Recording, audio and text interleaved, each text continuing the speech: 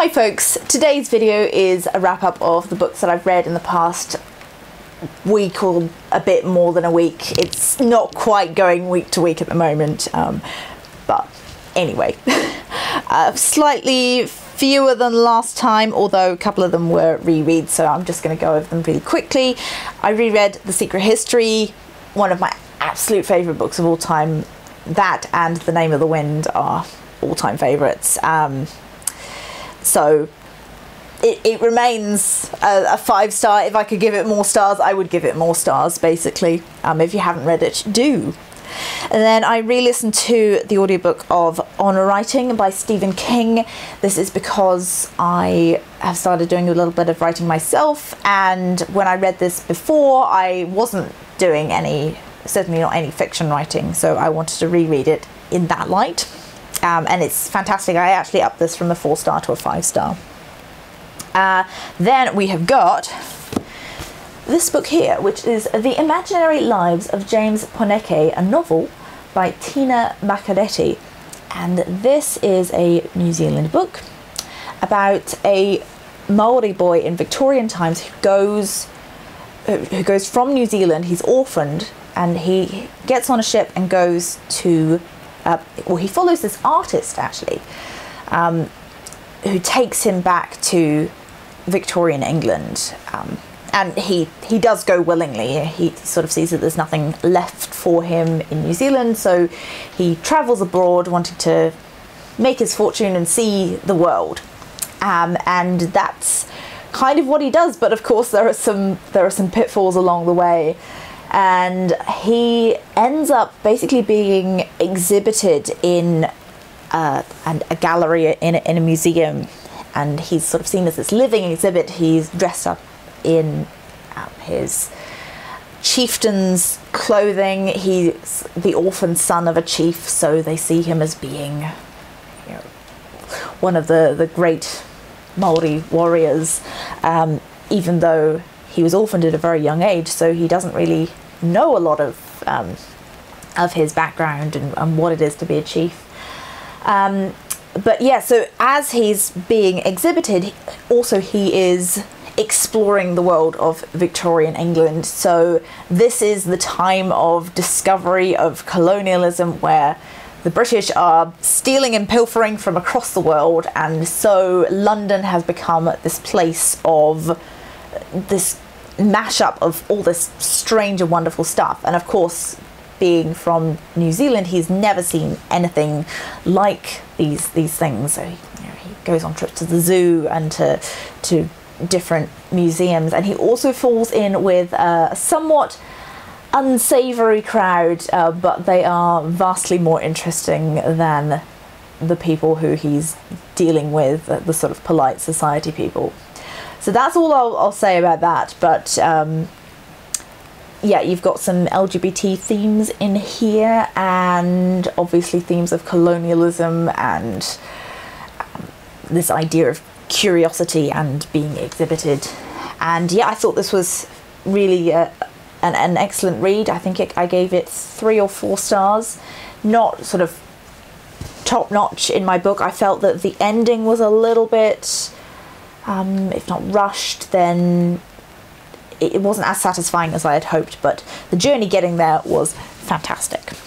I listened to the audiobook of The Painted Man by Peter V. Brett. This is the first book of the Demon Cycle, and I really liked this in many ways. It's about this world where it's a fantasy world where at night these demons come up from the ground from a place called the Core, which they refer to like hell.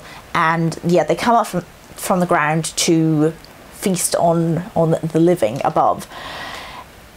And in order to stop this happening, what people do is they ward their houses, they ward their villages, and wards being symbols that are etched into the ground or into windowsills and different places. And of course the wards can be worn down over time, or if they're drawn in the sand, they can be blown away.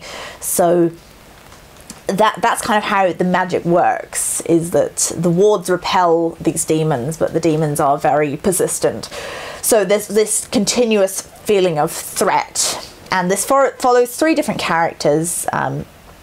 One young man, one very young boy at the beginning, and a woman or a girl at the beginning, and their journeys and how they survive in this world, and their stories do start to come together towards the end of the book.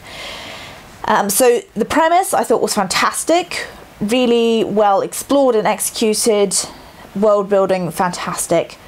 The main issue I had with this book is an issue that I have with a lot of fantasy, but it felt particularly so in this book, and that is that, you know, you've got a world of dragons, and, well, there aren't dragons necessarily in this book, but you've got a world with demons and magic and fantasy, yet it's still incredibly patriarchal, and the women are treated horribly. There are several scenes where women are disgraced. There's a scene of sexual assault, and it just bugs me that particularly male authors don't seem to be able to look beyond that and think of how a world could be different to the one that we live in. And I mean, it's no one author's fault. I'm not saying Peter V. Brett is a terrible person because of this, but it's just a trend that I see, and I find it so disheartening. And yeah, especially when it's used as a plot device, which it is in this, and it just really got to me. So I've downloaded the second audiobook of the second book, The Painted Spear. Is it The Painted Spear? No, The Desert Spear. And I might read it, but to be honest, I started reading it and then thought, actually, I'm not all that keen to be back in this world, because it seems a more threatening place because of the patriarchal norms than because of the demons that are in this world. So, and it's not to say that there aren't strong female characters and all of that, but yeah, it just gets to me. All right. The next book that I listened to was Melmoth by Sarah Perry, author of The Essex Serpent, which I still haven't read. But Melmoth was fantastic. I really liked this. So the idea is that the premise is that there is this figure of Melmoth, and she was supposedly the one of the women who went to the tomb of Christ after his resurrection and found the stone rolled away, and instead of going back and telling the truth like all the other women, she denied it and said that no, they're just making it up. So her punishment is not to die, but to live eternally and to be a witness. And that's the main theme of this book, is the idea of standing witness to other people's evils. And so she becomes this haunting presence for these various different characters. And this book reminded me a little bit of The Historian by Elizabeth Kostova, that I read a couple of months ago, where it's written in a series of letters as well as what's going on in the present day.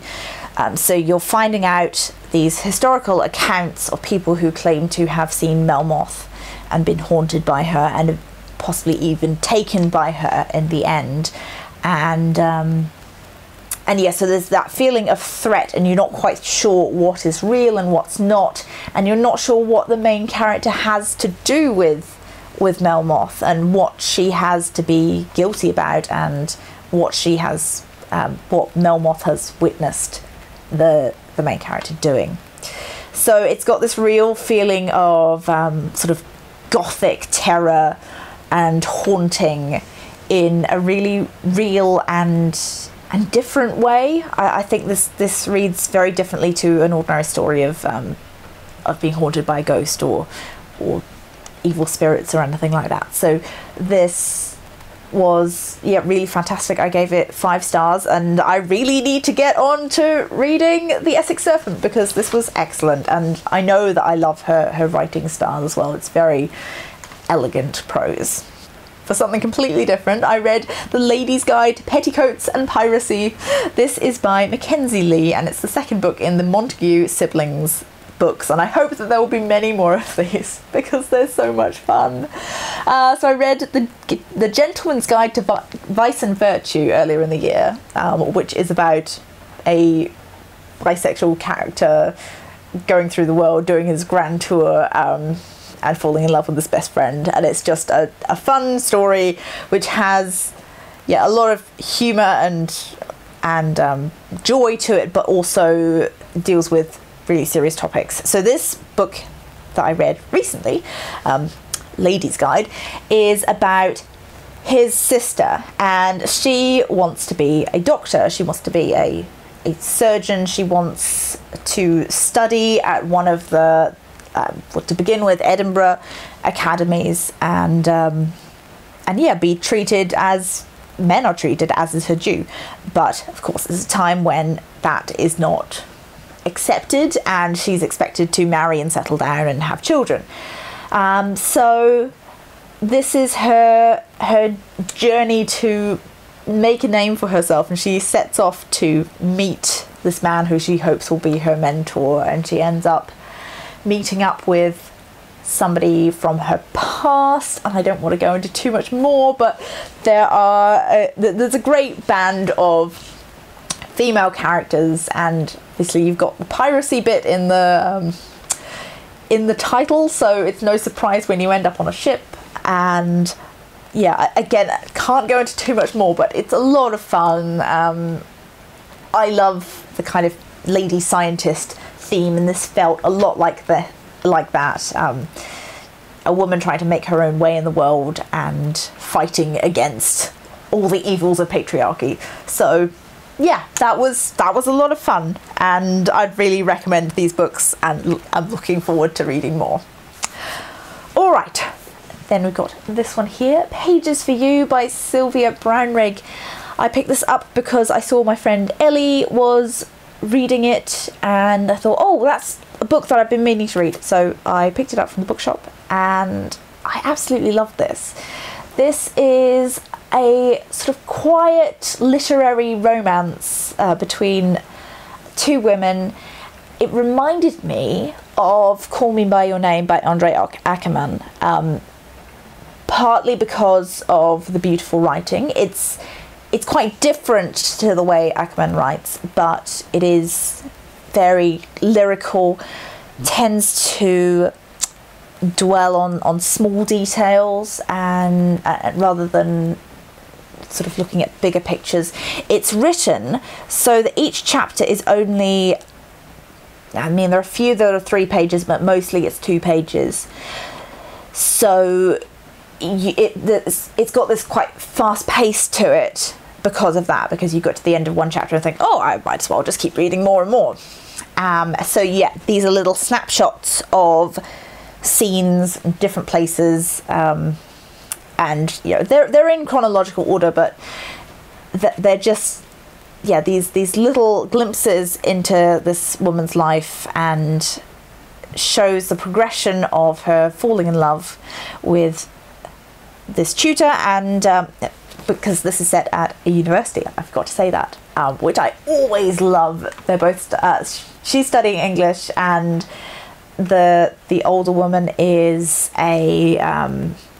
she's a tutor, teaches at the university, and the setting is wonderful. They're studying English, so there's poetry, and it's a very quiet read. I don't want anyone going into this book thinking it's going to be really plot driven, because it's not, but it's beautiful and lyrical and quiet, and I absolutely adored it. And it's got that same sense of place and time and seasons, especially, that books like The Secret History have, and Call Me By Your Name definitely has it. Call Me By Your Name is a very much a summer book. You get that feeling of, you know, the oppressive heat almost, and it's lyrical and romantic, and this does the same thing, except more in it starts in autumn, ends in autumn. It's, yeah, over the course of this year, and you have this real sense of time and how that affects the characters. So enough about that. Finally, the last book I didn't enjoy as much. It was The Boneless Mercies by April Genevieve Chucholk. And this is a young adult fantasy. It's a standalone book, and it's about a band of women who are basically freelance killers, but they are freelance mercy killers. So they live in this very harsh world where, you know, there are many diseases, and you know, the winters are very hard on people.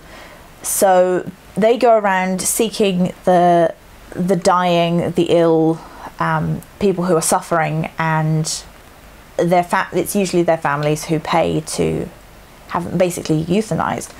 And this band of women, they're called Boneless Mercies, decide that they don't want to do this anymore, that they've had enough of death and they want to try something else. So they set out to find this beast that has been ravaging the towns nearby, and that's kind of the journey. So the story itself I found to be quite simplistic. I liked the characters, I liked the premise of it, but I think I just wanted a bit more from it. It almost felt like it was just getting started when it started wrapping up. So I don't know if she will write more about these characters. It's a standalone book, certainly. It doesn't leave on a big cliffhanger or anything like that. But yeah, it was good, but not wonderful, basically. But my picks from this wrap up would be, apart from The Secret History, obviously, would be Melmoth and Pages for You. Both of those are fantastic, beautiful writing, interesting, engaging characters, all of that. So those are the books that I've read in the past week and a bit or something. I will probably be doing a bit of rereading, because otherwise I'm going to run out of Audible credits, and I keep buying more and it's not good for my wallet. So yes, I may need to slow down on that and go back and revisit some more favourites. But I'd love to know down in the comments, what is a book that you've been dying to reread but haven't got round to for ages? Because I know I've got quite a few of those on my list, and I'm curious to know what other people have on theirs, because usually those are really good books and really good recommendations. I will also just mention that I've done a restock on my website, so there are notebooks available again. A lot of them were out of stock, so the Snow White one and the Little Mermaid one are both available again, and they seem to be some of my most popular ones, as well as the magical textbook ones. So if you are interested in that, you can go and have a look at my website. Link is down below. As always, thank you very much for watching, and I'll see you in the next one. Bye!